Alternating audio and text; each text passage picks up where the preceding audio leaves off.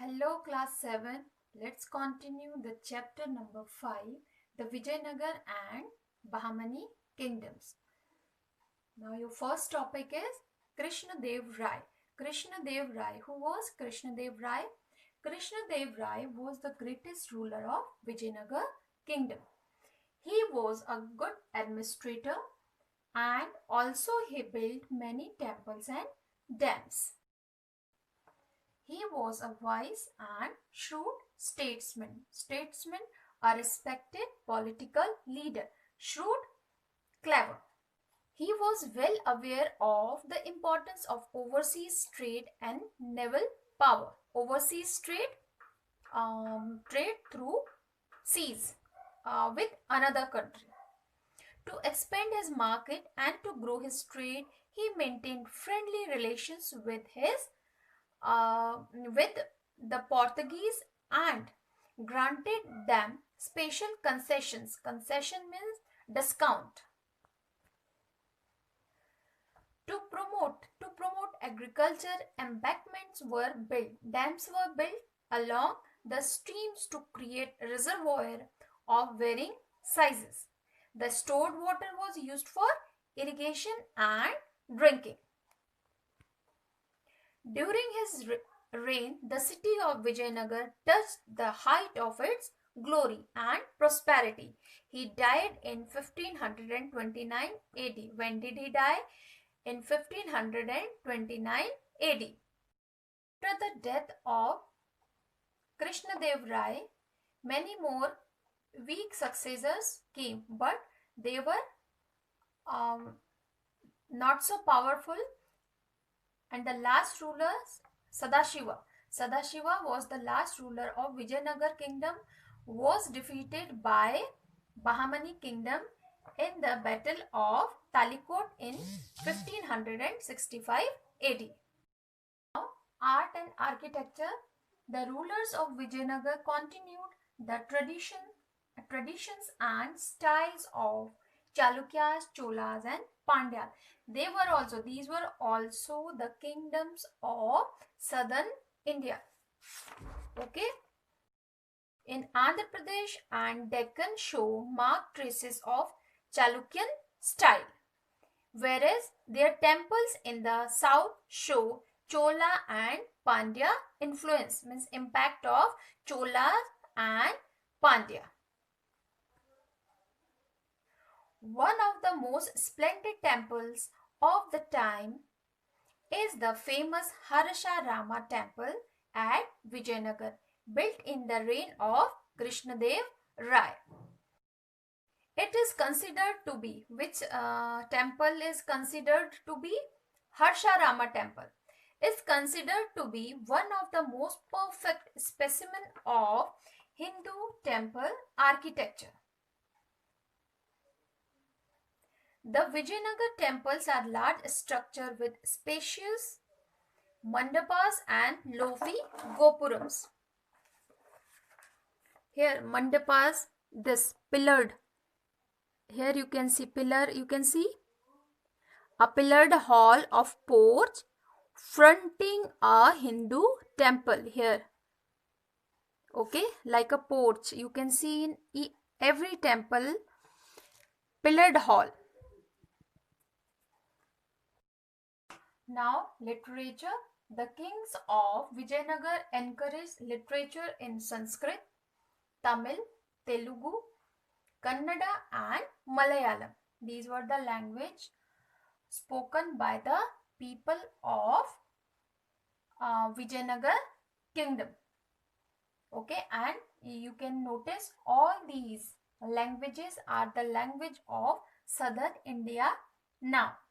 Okay, now Sayama and Madhava were the notable Sanskrit scholars of that period. Sayama and Madhava. Notable means remarkable. Now, the Bahmani kingdom. The Bahmani kingdom was founded in 1347 by the Turkish governor, Hasan Gangu. Hasan Gangu, he was the Turkish governor of Muhammad bin Tughlaq. That time he was governor of Muhammad bin Tughlaq. But later on, Hasan Gangu took the title when he founded Bahmani kingdom. Then he got the title. He took the title Alauddin Hasan Bahman Shah. Bahmani kingdom was continuously at war with the neighboring states. Bahman Shah, Muhammad Shah II, Firoz Shah, Ahmad Shah and Alauddin II were some of the important rulers of Bahmani kingdom. These were the rulers of Bahmani kingdoms. Vijayanagar fought a fierce battle at Talikot in 1565 AD with the Bahmani kingdom, and the result was Vijayanagar kingdom was defeated. Who was Muhammad Gawan? Muhammad Gawan was a Persian merchant. Persia, Iran. Modern name is Iran. Merchant, wholesale traders who deal with foreign countries. Okay, wholesale traders. They are called merchant. Okay, he came to India. Who?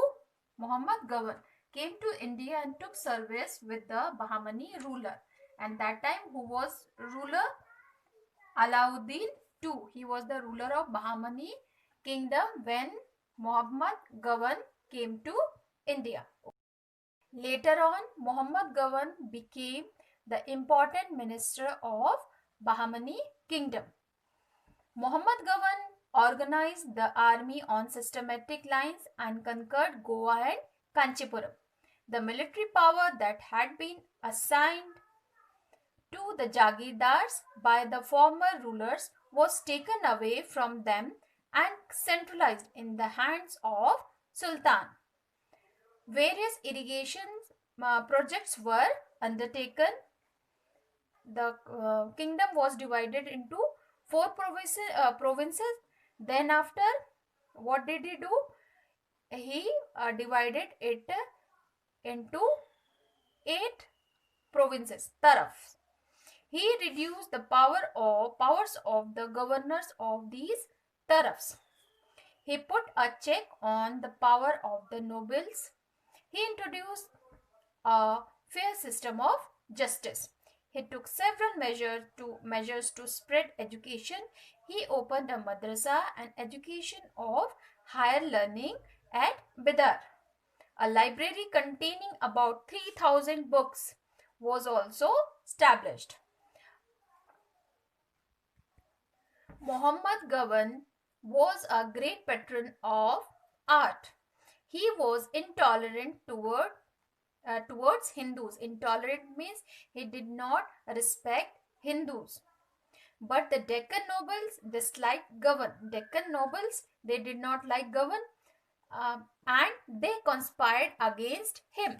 The meaning of conspire is to plan together secretly to commit an illegal act. Then after, what happened? He was executed. Executed means carry out a sentence of death in 1481 by the orders of Sultan. The glory of the state started declining after the death of Muhammad Gawan. The Bahmani kingdom was divided into 5 independent states. Their names were Berar, Bijapur, Bidar, Ahmednagar and Golconda. These kingdoms were at war among themselves and these were later on conquered by Mughals. Polygamy, the practice or custom of having more than one wife or husband at the same time, that is called polygamy. While monogamy, the practice of marrying to one person at a time, one person, that is called what? Monogamy. Okay, now that's all for the day. We will continue this chapter in next video. Thank you.